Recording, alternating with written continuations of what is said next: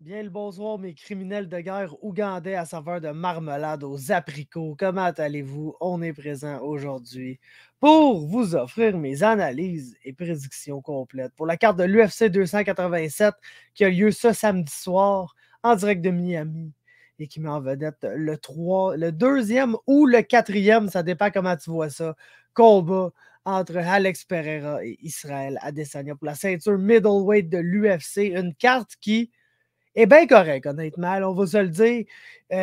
Si j'avais à la rater avant qu'elle commence, j'irais avec un positif plus qu'un négatif. C'est sûr que c'est pas le pay-per-view de John Jones contre Cyril Gann. C'est pas super stack ni rien.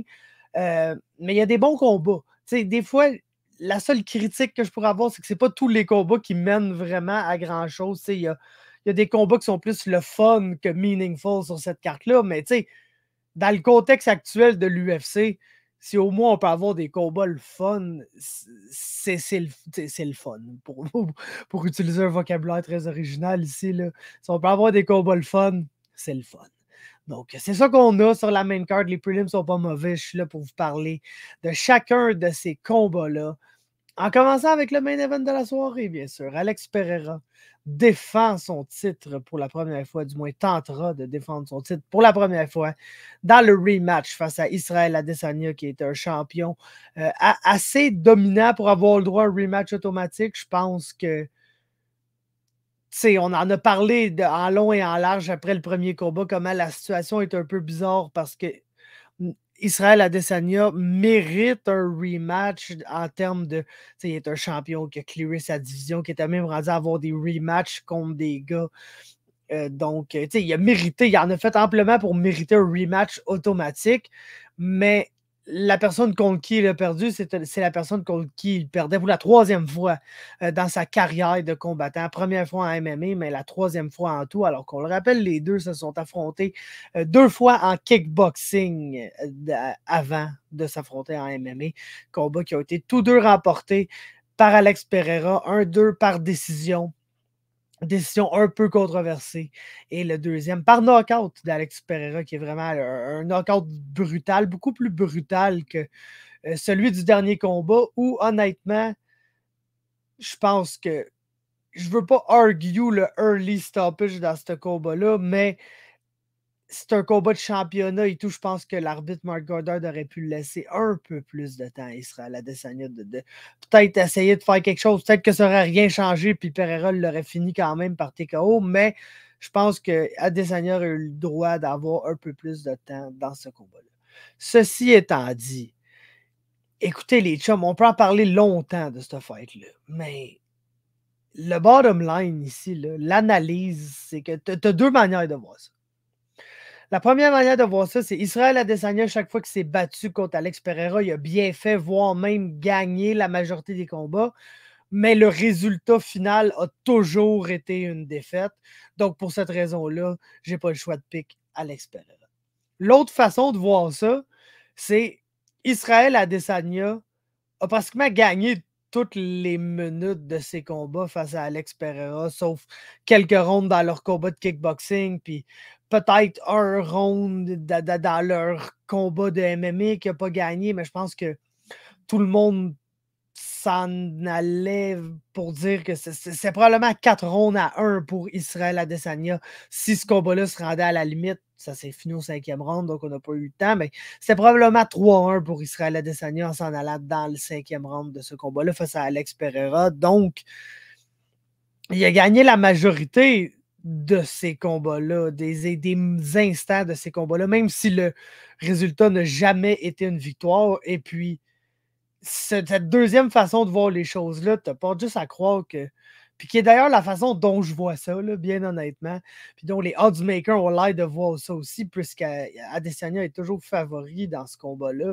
Très maigre favori. Là, les odds sont très serrés, mais Adesanya est le favori sur les odds. Puis c'est parce que c'est justement, il peut pas se faire knocker à chaque fois, genre. C'est impossible. T'sais, si ce combat-là a lieu 10 fois, c'est impossible de penser qu'Israël Adesanya ne gagne pas au moins 3 à 4 fois. T'sais. Même si sais, on peut penser que oui, il y a vraiment l'avantage dans ce style match-up-là, puis que c'est lui qui gagne la majorité des combats. Tu sais, le résultat reste que c'est 3-0 pour Alex Pereira là, en ce moment. Ça reste ça. Mais sur 10 affrontements, c'est impossible qu'Adesanya n'en gagne pas 3 ou 4. Donc, sur 4 affrontements, il va en gagner un. Là. Il va en gagner un à quelque part un moment donné. C'est impossible. C'est pas comme si c'était un match-up qu'à chaque fois qu'il s'affronte, il se fait yang genre brutalement knocké, puis que, tu sais, Alex Pereira gagne, puis que c'est même pas compétitif. C'est compétitif, voire même à l'avantage d'Adesanya, ce style match-up-là, en général. Euh, mais il fait juste comme jamais être capable de le closer, jamais capable de finir ça avec une victoire, mais c'est impossible d'avoir un match-up qui est autant serré et que c'est toujours la même personne qui gagne. C'est un peu ça ma logique ici. C'est pourquoi je vois pick Israël Adesanya, là, honnêtement. Puis je pense que la façon de faire pour Israël Adesanya, il y a deux façons de faire. Encore une fois, c'est twofold. Il y a la façon, ben, le fun. On s'entend qu'Israël Adesanya, j'arriverai pas ici à vous prétendre qu'il fait les combats les plus le fun, là, en général, là, loin de là.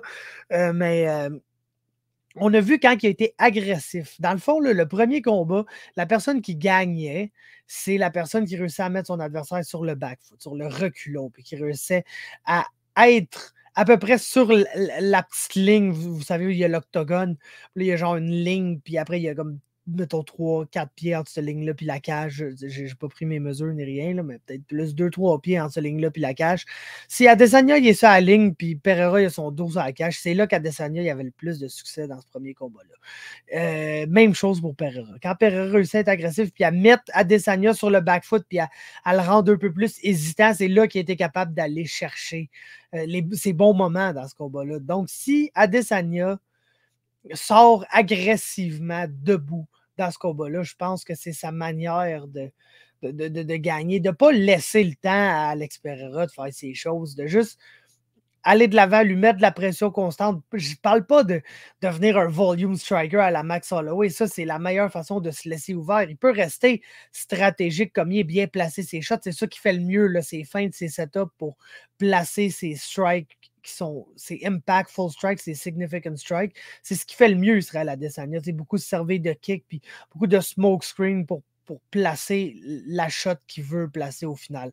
C'est ce qu'il fait très bien. Alex Pereira, on le sait, c'est un left hook. Là. Honnêtement, c'est incroyable de penser que ce gars-là est un kickboxer élite parce que oui, c'est un left hook puis beaucoup de poids. C'est le gars, il est énorme. Je ne sais pas comment il fait pour se faire 185 livres. À chaque fois, c'est comme ridicule de penser qu'il est même capable de faire le poids.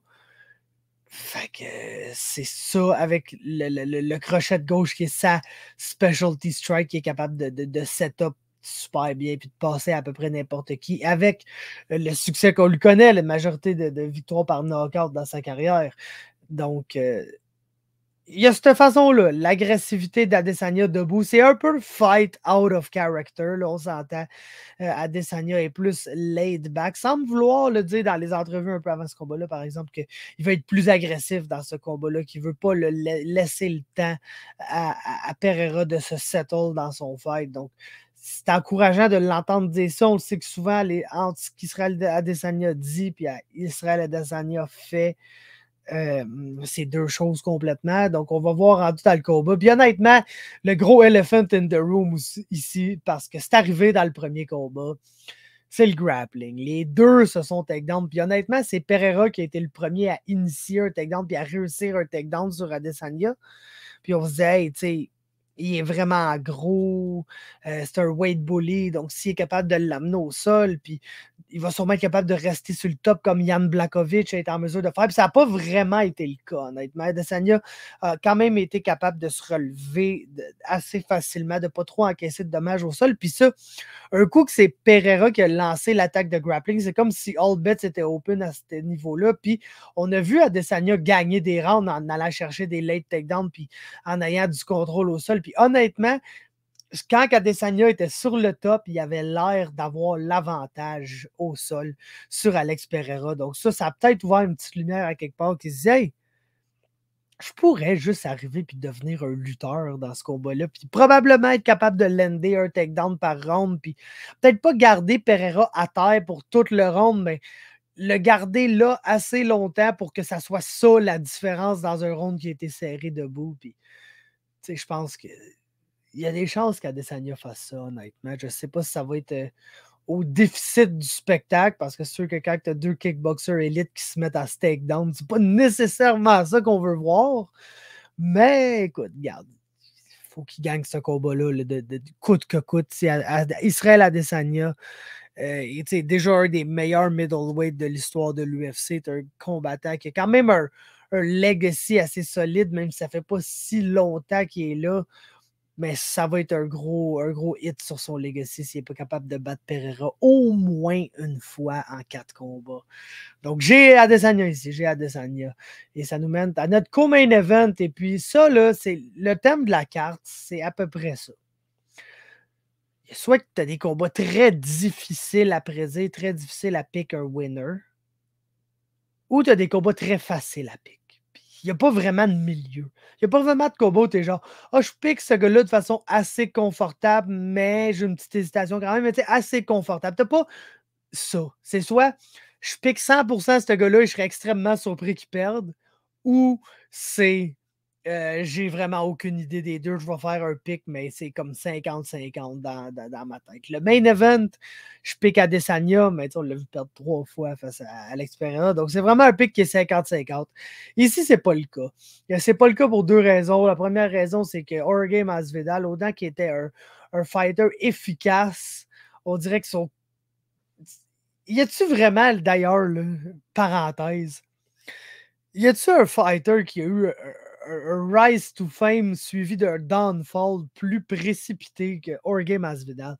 Le gars est passé de jobber à il a fait 2 knockouts nice, bas contre Ben Askren. Le knock Ben Askren en 5 secondes devient la vedette absolue, BMF, toute la patente, le monde l'aime. Puis j'ai l'impression qu'en dedans un an et demi, même pas, ça. Tu sais, quand on a su connaître le vrai Jorge Masvidal, là, la personne que Jorge Masvidal est, rapidement, on s'est dit, Chris, je l'aime pas, lui, finalement, man. C'est comme pas un dude chill. Puis je pense que Gilbert Burns, c'est 100% le contraire. Plus on apprend à le connaître, plus on est genre, Chris, Gilbert Burns, c'est une pelle, man. Puis on l'aime, puis il faut le protéger coûte que coûte. Fait que non seulement ça là, qui va jouer aussi beaucoup dans la balance pour qui le monde va root dans ce combat-là, mais ça change pas l'action dans la cage. C'est juste des feelings personnels. Mais Jorge Masvidal, son downfall est venu, oui, au niveau de sa personnalité puis tout ça. Mais il est aussi venu au niveau que le gars, ça fait crissement longtemps qu'il se bat, puis que genre les meilleures années de sa carrière se sont probablement terminées quand il s'est fait knocker bien fret par Kamaru Usman. Puis depuis ce temps-là, il est sur un downfall. Puis oui, c'est 3 défaites consécutives, ça n'a pas l'air beau. C'est.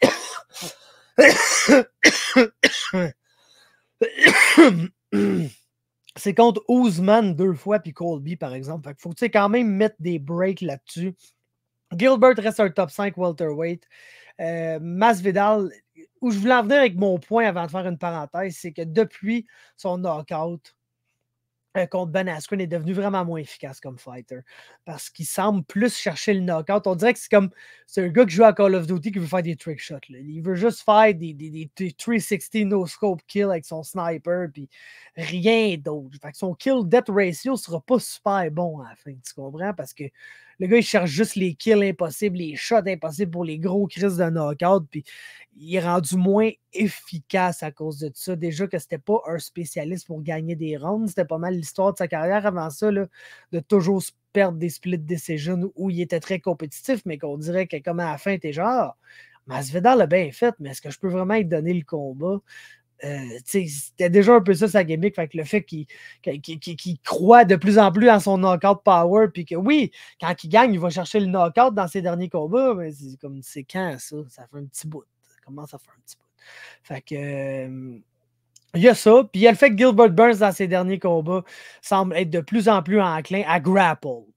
Puis tu le sais que si tu arrives puis tu pousses un game plan de lutte assez agressif sur Jorge Masvidal, tu vas avoir tendance à le battre. Ce qui est intéressant, c'est que Masvidal a quand même une excellente takedown defense. Là, c'est pas le fait que Colby et Usman ont réussi à le contrôler et à le takedown un petit peu que ça empêche ça. Fait que ça va être intéressant à voir. Est-ce que takedown defense de Masvidal va être trop solide pour la lutte de Gilbert Burns qui est bonne, mais qui n'est pas la lutte du niveau de Usman, du niveau de Covington du tout.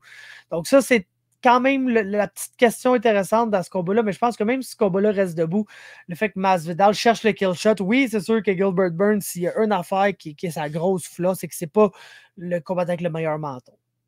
Fait que ça se pourrait que Masvidal le tag bien raide puis sorte un autre highlight reel knockout de son cul.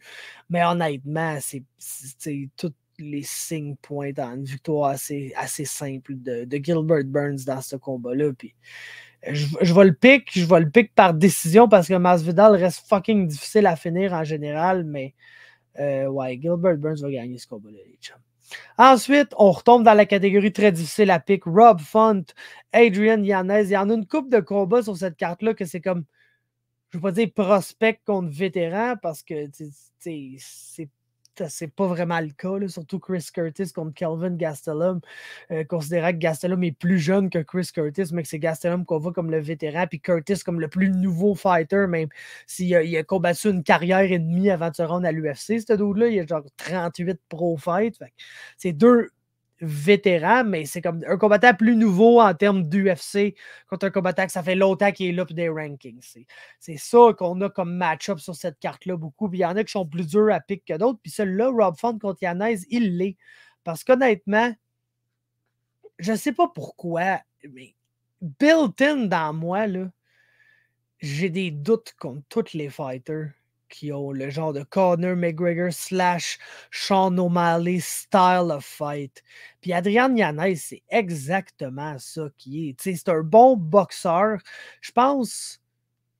je dirais pas ça. Il n'est peut-être pas une boxe plus technique qu'O'Malley puis McGregor, mais je pense qu'il y a une plus grande variété de strikes. Je pense que c'est ça que je voulais plus dire. Je pense pas qu'il est plus technique. Je pense qu'il y a une plus grande variété de strikes qu'il lance que O'Malley et McGregor, mais ça reste ça. De primer d'abord un boxeur, un gars que tout le reste de sa game est un peu en question, là, selon moi. Niveau grappling, défensif surtout. C'est facile de bien paraître des fois pour ces gars-là quand t'as full de succès debout, puis là, ton adversaire te panic shot, puis là, t'as juste à sprawler, puis tu prends son dos. Puis là, des fois, tu vas chercher un rear naked choke ou une soumission random ou de quoi de même où tu fais juste accumuler du dommage au sol parce que tu te retrouves comme un peu dans les meilleures positions.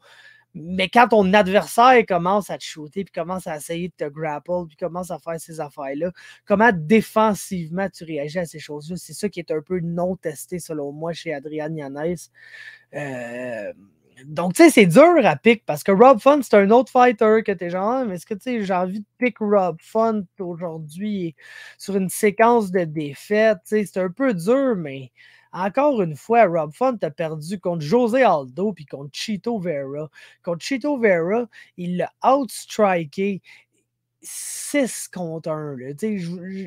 J'exagère un peu, mais il a landé 250 strikes contre peut-être 75 pour Marlon Vera. Mais dans les 75 que Marlon Vera a landé, il y a eu genre 4-5 knockdowns. Mais fait que là, on est là, tu sais, Yanez, si Font se fait knockdown de même, Yanez va le passer bien raide, mais Rob Font ne s'est jamais fait KO ou TKO. Là. Il y a une défaite par finish, puis c'est une soumission guillotine contre Pedro Munoz. C'est 5 autres défaites, c'est des décisions contre Aldo, des décisions contre Chito Vera, contre Rafael Assunção, dans le temps que Rafael Assunção était à son pic, contre John Lineker qui finissait tout le monde, mais qui n'a pas réussi à finir Rob Font. Donc honnêtement, en plus que les deux sont... Tu sais, Yanez souvent réussit à avoir un avantage à cause de son reach. Pas parce que c'est un gars qui a un énorme reach ni rien, il est juste 5 et 7. Mais c'est un gars qui se bat long. C'est un gars qui est content d'être at range puis d'un peu sniper de là. Rob Font, c'est un range striker avec un esti de bon jab qui lance un bon volume, qui a une game plus complète niveau grappling. Tu sais, si Rob Font veut shooter un takedown contre Adrian Yanez, je pense que ça peut marcher, honnêtement. Donc, je pense pas que Yanez va réussir à finir Font. Je pense même pas que Yanez va réussir à dropper Font à toutes les rounds comme Chito Vera l'a fait. Donc, il va falloir qu'il matche son pace, volume pour volume, puis ça va être dur à faire, honnêtement. Fait que j'ai Rob Font. Je pick Rob Font par décision dans ce combat-là. Ensuite, Kevin Holland, Santiago Ponzinibbio. même genre de combat, là, le vétéran qui est des rankings, mais qui est un peu sur son way down, Santiago Ponzinibbio, affronte Kevin Holland, qui n'est plus un nouveau visage dans l'UFC parce qu'il y a genre 10, 12, 15 UFC fights, mais à se battre 5 fois par année, ça fait quand même rien que 2-3 ans qu'il est là comparé à genre quasiment à 10 pour Ponzinibbio.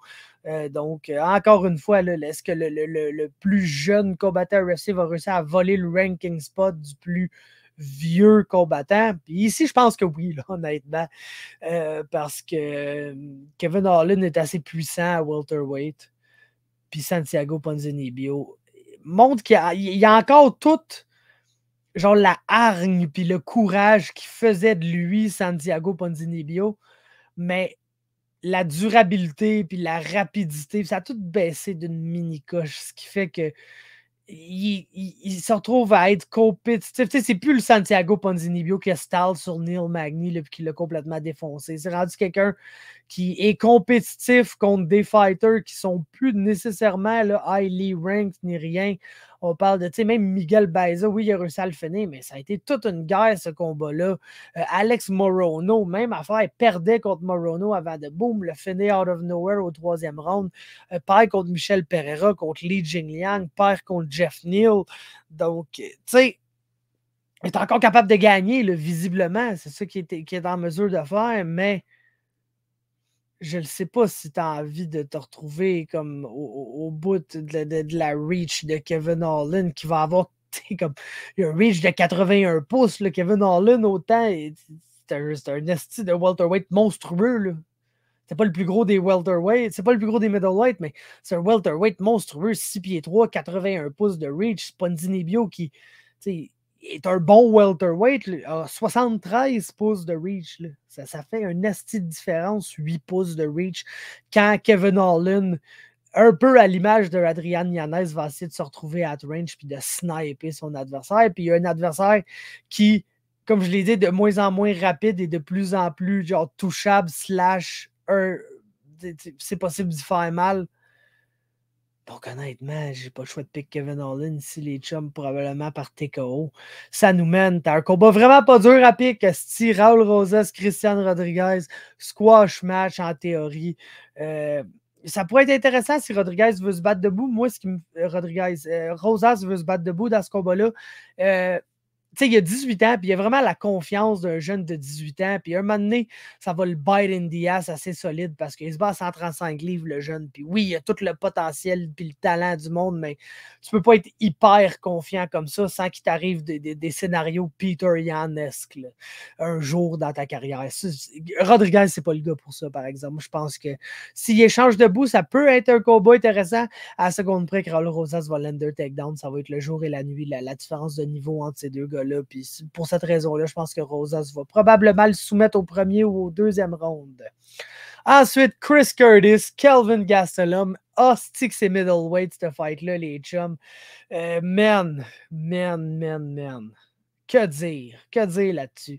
Ça en est un de ceux qui est dur à pique, on se le cachera pas. Puis pas pour les bonnes raisons particulièrement. Tu sais, d'habitude, quand tu as un combat qui est dur à pique, tu es genre, ben c'est parce que lui, il fait bien telle affaire, puis lui, il fait bien telle affaire. Puis là, je me demande qui va être capable de mieux faire dans ce combat-là. Ici, c'est qui va faire le moins pire, littéralement. Kelvin Gastelum, tu sais, man, depuis les jours où il a gagné tough puis qu'il s'est battu contre plein de solides fighters dans 2 divisions, puis il a eu le interim title shot contre Israel Adesanya, le combat de sa carrière, littéralement. Si on inclut ce combat-là, il est 1-5 à ses 6 derniers, puis depuis, il y a eu 3 combats cancellés, 2 fois contre Imavov, 1 fois contre Dricus Duplessis. Puis crime... je ne sais pas si Curtis est un match-up plus tough. Je pense qu'il est peut-être un plus tough match-up que Imavov un peu. Parce qu'il est très, très, très crafty, les techniques et whatever. Mais Dricus Duplessis, man, ça aurait été un esti de casse-tête à essayer de sauver pour Kelvin Gastelum. Mais Ponzinibbio, pas tout à fait complètement, parce que Kelvin Gastelum est encore immensément tough, durable, on le voit pas se faire genre finir, du moins pas par strikes.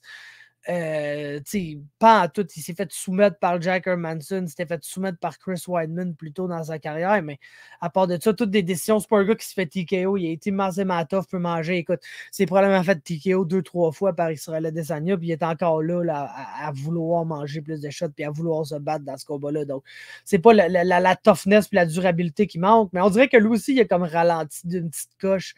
Ce qui a fait de lui un middleweight incroyable, c'est sa rapidité avec ses mains, là, son combo 1-2, man, et puis lui qui a knocké Bisping avec. C'était légendaire à cause de la rapidité. Le gars, c'est un welterweight qui n'est pas capable d'être sur une diète, donc il n'a pas le choix de se battre à middleweight, puis qui passe même proche de rater le poids, là, des fois aussi.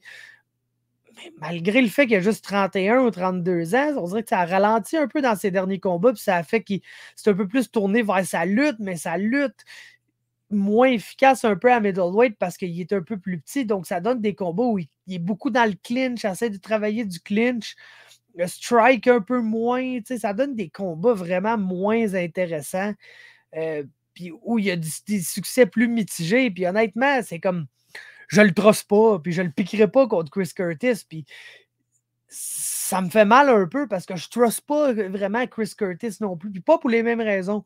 Chris Curtis, il est bon, il est crafty.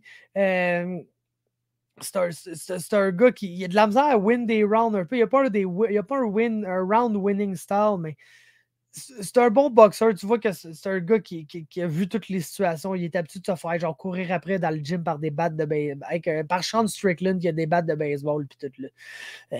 Fait que le gars, il a pas mal tout vu. C'est un genre vétéran, bon partout, bon dans tout. Mais c'est ça, il est juste comme là, des fois, on dirait. C'est pour ça que j'ai de la misère à le pic. Je le sais que Kelvin Gastelum va essayer des affaires. Est-ce que ça va marcher? Probablement pas tant que ça. Mais il va essayer des affaires. Chris Curtis est propice en tout temps d'arrêter de faire des affaires puis de juste être là puis de perdre contre des estis de fighters random. Là. Oui, depuis qu'il est arrivé dans l'UFC, sa seule défaite, c'est contre Jack Hermanson dans un combat où il s'est mis en tabarnak puis il était juste plus fâché contre le ref que n'importe quoi d'autre puis il s'est juste pas battu dans ce combat-là. C'est le combat où on a revu là, le Chris Curtis sortir. Avant ça, c'est des belles victoires contre Phil House, Brandon Allen qui est ranké à Star, Joaquin Buckley, mais avant ça, dans le temps qu'il se battait à PFL, puis il a perdu contre Nashon Burrell, il a perdu contre Belal Mohamed, il a perdu contre un dude qui est de 23-10 qui s'appelle Forrest Petts, il a perdu contre Tom Gallicchio. Fait que le gars, il est comme pris. En tout temps, là, il peut arrêter comme de faire ce qu'il fait, puis se fâcher, puis mentalement se sortir de son combat, puis perdre. Fait que c'est pour ça que j'ai de la misère à pick Chris Curtis en général, puis c'est pourquoi je me fais tout le temps presque crosser parce que je pick contre lui, puis il gagne genre 4 fois sur 5. Mais là, j'aurais pas le choix de le pick parce que Kelvin Gastelum, mon gars, il va se mettre dans le trouble lui-même à trop essayer d'affaires parce que si tu fais trop d'erreurs contre un vétéran comme Chris Curtis, il va te faire payer pour ces erreurs-là. Donc, j'ai Chris Curtis, man, de reculons ici. Ça nous mène à un autre duel de prospect vétéran, Luana Pinheiro, Michelle Waterson. Puis écoute, c'est un autre combat qui me donne de la misère, man. Je vous le cacherai pas, c'est un autre combat qui me donne de la misère parce que le pic est clair ici, puis ça va être le pic que je vais faire. Ça va être Luana Pinheiro, juste momentum pick. Luana Pinheiro est jeune et très solide. Elle a un gros background de judo, est très physique là, dans ses combats, puis ça l'a aidé à avoir du punch un peu dans ses strikes, même si son striking n'est pas super droit encore. Ça l'a aidé à faire mal à ses adversaires, aller chercher beaucoup de KO sur sa fiche juste parce qu'elle frappe fort et est capable de faire mal avec ses poings quand elle pogne. Puis Michelle Waterson, encore une temps de combattante qui est sur une skid, a perdu 4 de ses 5 derniers combats. Sa seule victoire était une décision partagée contre Angela Hill dans un autre combat où tu étais genre, j'ai aucune crise d'idée qui a gagné. Donc, c'est dur d'arriver ici et de pick Michelle Waterson, mais encore une fois, c'est défaite. C'est Amanda Lemos, Marina Rodriguez, Carla Esparza, Joanna Jędrzejczyk. Donc, 5-6 meilleures filles dans la division qu'on parle de ces 4 défaites-là pour Waterson. Donc, est-ce que Pinheiro est un step down? Tu sais, je sais pas, comment tu compares Luana Pinheiro à Angela Hill en termes de match-up en ce moment? C'est dur parce que c'est tellement l'antithèse des combattantes, là. Angela Hill qui est Chris Curtis, là, littéralement, qui est crafty, qui sait tout faire, qui va se débrouiller partout, qui va être compétitive contre absolument n'importe qui que tu vas la mettre contre. Luana Pinheiro, elle, c'est un bull, c'est un truck, c'est l'explosivité, la physicalité, puis ça me donne envie de la pique contre Michelle Waterson, qu'on connaît comme étant une atomweight. Ben, c'était qui s'est battu presque toute sa carrière à 115 livres parce qu'il n'y a pas vraiment de division 105 livres dans les grosses promotions, puis elle était comme trop bonne pour se battre dans les plus petites promotions contre les autres 105 livres. Fait qu'elle était comme trop bonne pour être dans sa division, fait qu'elle était forcée de move up pour presque toute sa carrière. Mais Chris, elle a gagné la majorité de sa carrière contre des filles de 115 livres. Puis Luana Pinheiro n'est pas techniquement la meilleure combattante qu'elle va avoir affrontée du tout. C'est une fille qui, oui, va être capable de la rusher dans le clinch, assez les gros head and arm throw, d'être lourde, d'être physique, d'assez d'y faire mal. Puis Waterson est vieillissante, donc on serait porté à croire que ça pourrait être efficace contre elle, mais on a tellement vu ça ne pas être efficace contre elle souvent, tout au courant de sa carrière, que j'ai quand même le doute parce que Pinheiro a des bonnes victoires, est une prospect dans cette division-là, mais c'est pas des wins sur Randa Marcos puis Sam Hughes qui vont me faire dire « Ah oui, cette fille-là, c'est une des top 10 meilleures dans sa division du tout. » Fait que, tu sais, autant Waterson n'a pas jamais vraiment perdu contre une adversaire du calibre de Pinheiro. Pinheiro n'a pas jamais gagné contre une adversaire du calibre de Waterson. Donc, je vais pick Pinheiro ici, mais je ne battrai pas sur ce combat-là, ça, je peux vous le garantir. Ensuite, GM3, Joe Pyfer. Puis j'ai l'impression que le monde sleep sur GM3 ici. Oui, je comprends, Joe Pyfer, il y a comme le petit hype du Contender Series. Ah, beat Joe Pyfer, le seul combat pas plate sur la carte, le seul qui gagne le contrat, même si les 4 autres gars qui ont gagné sur cette carte du Contender Series-là se sont retrouvés dans l'UFC. Man, il y en a 2-3 qui se sont battus dans l'UFC avant Joe Pyfer. OK? Fait que c'est pas compliqué, mais Joe Pyfer, il y a un combat dans l'UFC, c'est Alan Amedovski. Il l'a battu par knockout au premier round, puis c'était un squash match, les chums. C'était littéralement, ils ont pris le combattant qui va vouloir striker avec lui, puis qui va être le moins durable, puis qui va le plus se faire knocker, puis qui était comme 0-3, puis qui faisait juste donner son dernier combat pour le cut au plus saint tabarnak. C'est ça la seule victoire de Joe Pyfer dans l'UFC. Puis avant ça, écoute, le meilleur combattant qu'il a affronté, c'était Dustin Stoltzfus, puis il a perdu par slam injury au premier round. Il s'est fait slammer, puis il s'est fait mal au bras. C'est ça qui est arrivé avec lui. Fait que, tu sais, encore une fois, Pyfer va avoir l'avantage du power, va avoir l'avantage de la physicalité, parce que tout le monde a ça sur Gerald Meerschaert. Tout le monde a ça. Mais Gerald Meerschaert, là, continue, même après 50 combats pro, parce qu'il est 35-15, à littéralement gagner des fights qu'il ne devrait jamais gagner. Genre, il a battu the aforementioned Dustin Stoltzfus, mais avant ça, il a battu Mahmoud Mouradov. Personne ne pensait qu'il allait battre Mahmoud Mouradov. Mahmoud Mouradov a l'avantage debout sur lui, bien plus que Joe Pyfer a l'avantage debout sur lui. Puis, un moment donné, ça a arrêté de marcher parce que Meerschaert, il a du Chris. Oui, je suis lent, mais je pourrais juste le jabber. À chaque fois qu'il fait de quoi, je crisse mon jab d'en face. Puis Mouradov, il a arrêté d'aimer ça soudainement, puis il s'est mis à perdre. Puis il a fait une niaiserie, il a panic shoot, puis il s'est fait choquer par le chum GM3. Même affaire pour Bruno Silva, man, qui a commencé fort, puis GM3, il a bite son time. Puis l'affaire avec GM3, c'est que oui, il s'est fait knocker en 17 secondes par Hamzat, mais le gars, si tu le cotes pas cold dans tout début du combat, chose que Joe Pyfer pourrait très bien faire, d'ailleurs, il devient, plus le combat avance, plus il est dur à finir, plus son menton devient bon. Parce qu'il est habitué, il a le timing de son adversaire, avec moins en moins de choses qui le surprend. Fait qu'il devient très, très dur à finir. Puis honnêtement, man, si ce combat-là va au sol, là, Joe Pyfer s'est fait soumettre par Jonathan Patty, là. Fait qu'on s'entend que si ça va au sol, GM2 va faire une pretzel avec. Puis debout, oui, Pyfer va avoir l'avantage du power. Ce qui fait qu'il va probablement, si les rounds sont debout, être capable de lander les meilleurs strikes et aller chercher ces rounds-là. GM3 va être dans sa face tout le long, puis il n'arrêtera pas. Puis moi, je pick GM3 par soumission dans ce combat-là, au 3e round. Je le sais que c'est pas le pick populaire. Je comprends le monde de pick Joe Pyfer, qui est comme favori 2 contre 1 environ dans ce combat-là, mais man, vous allez arrêter de doubt GM3 un jour. Sûrement pas, parce que GM3, dans quelques combats, va sûrement devenir très vieux et se mettre à perdre contre tout le monde, là. Mais quel combattant underappreciated. Puis je peux pas, genre, overlook des victoires contre des combattants comme Bruno Silva puis comme Mahmoud Mouradov, qui selon moi sont bien meilleurs que Joe Pyfer. Je peux pas overlook ça. Fait que je pick GM3 par soumission ici. Ensuite, Carl Williams va battre Chase Sherman. Ensuite, Cynthia Calvillo, Lupi Godinez, bon petit combat. Encore le même genre de combat de vétéran qui struggle à côté dans la boat contre prospect on the rise qui veut faire son nom.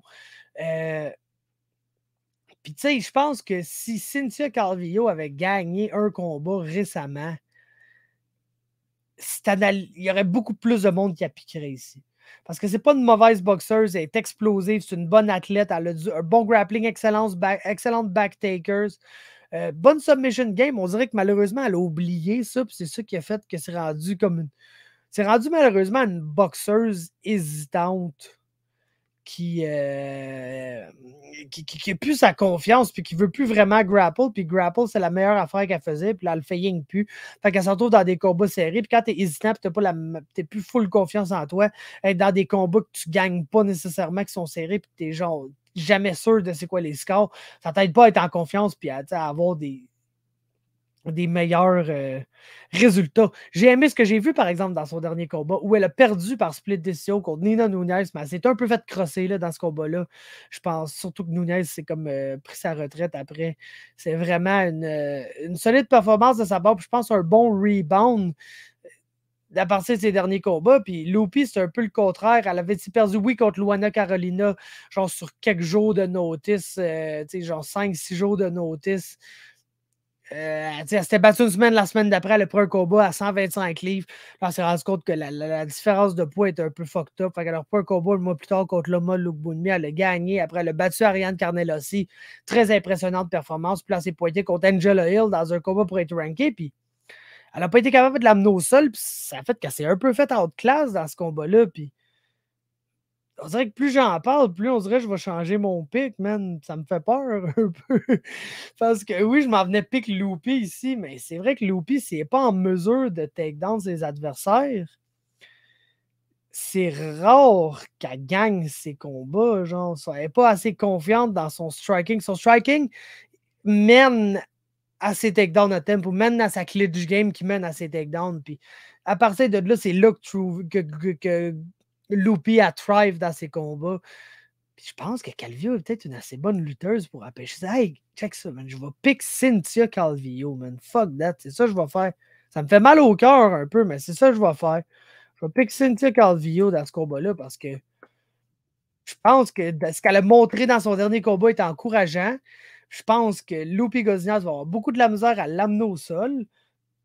Puis je pense que ça va donner un combat debout où Calvillo va probablement être la meilleure boxeuse parce que Lupi, justement, quand elle n'est pas capable d'aller chercher ses takedowns, perd un peu confiance en son striking. Donc, j'ai Calvillo dans ce combat-là, man. Je vais changer un pick on the fly. Ça nous mène au prochain combat. Ignacio Bahamondes, Trey Ogden. Trey Ogden, c'est le genre de combattant que personne ne connaît son nom, puis il va se pointer dans chaque combat, puis rendre ça compétitif. C'est un bon all-rounder, pas un super athlète, mais son striking est correct, c'est un bon grappler, assez solide takedown artist en général. Je pense pas qu'il va être capable de dealer avec le volume d'Ignacio Bahamondes ici, là, qui, oui, il est très touchable, parce que c'est quand que tu fais juste lancer des strikes, genre 293 strikes par minute, t'as pas le temps de rien défendre à part avec ta face. Le gars lance 8,33 strikes significatives par minute. C'est un des plus hauts totals dans toute l'UFC. Le gars, c'est un volume striker to the core. Il est absolument génial à regarder aussi. Puis je pense qu'il va gagner ce combat-là. Fait que j'ai définitivement Bahamondes. Ensuite, Shalian, Nordan Beckey, Steve Garcia. Tu as 2 strikers qui frappent assez fort et qui sont agressifs. Tu en as un qui est durable, tu en as un qui n'est pas durable pas tout. Shalian par knockout. Et le premier combat de la soirée, man, encore une fois, un combat tough à pick, un combat que tu regardes juste les fiches, t'es genre, je pick Jacqueline Amorim, championne LFA, 6-0, solide prospect, bonne grappleuse du Brésil, ça mène dans l'UFC.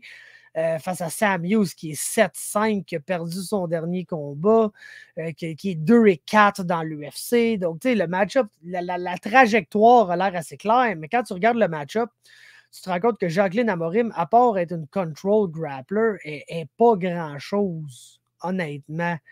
La fille, oui, a des bonnes soumissions au premier round, mais c'est pas contre les plus gros niveaux d'adversaire. Sa meilleure adversaire en carrière, probablement à son dernier combat, le combat pour le titre de LFA, Ashley Nichols, qu'on a vu à TKO, mais qui est genre purement une striker, puis qui est un peu perdu une fois rendu au sol en général. Donc, évidemment qu'Amorim allait avoir du succès là, puis la chum Sam Hughes, là, elle a perdu un combat par stoppage dans l'UFC. Puis c'est un injury stoppage à cause que son œil était fermé à la fin du premier round contre Tisha Torres. Après, elle a perdu par décision contre Loma Lungbunme, par décision contre Luana Pinheiro, de qui on a parlé, qui est elle-même une très bonne grappler, submission artist et tout ça. Et Piera Rodriguez aussi, qui est une bonne striker. Donc, tu sais, si Pinheiro n'a pas été en mesure de finir Sam Hughes, je ne sais pas si Amorim va être en mesure de faire ça. Puis s'il n'est pas capable de la finir au premier round, ce qui a été la seule issue de tous les combats dans sa carrière pour Jacqueline Amorim, c'est des soumissions au premier round. Le combat qui a duré le plus longtemps, c'est celui qui a duré 4 minutes 39 contre Ashley Nichols. Le reste, c'est tout genre 1 minute que en bas de 2 minutes. Donc, qu'est-ce que ça va avoir l'air, ce combat-là, quand ça va passer le premier round? Est-ce qu'Amorim va être complètement gassed out? Les Brésiliens aussi, gassed tank, c'est un stéréotype, mais je vais pick Sam Hughes, man. Je vais continuer de...